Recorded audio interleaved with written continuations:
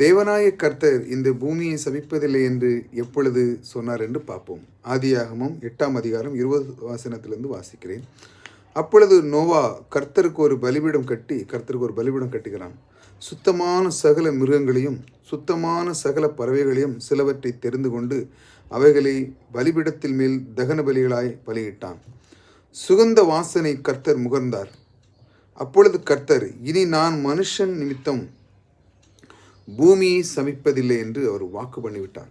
அதாவது நோவா மூலம்தான் அந்த உடன்படிக்கை நடந்து கொண்டு வருகிறது. இப்பொழுது அது முதல் உடன்படிக்கை அவர் பண்ணுகிறார்.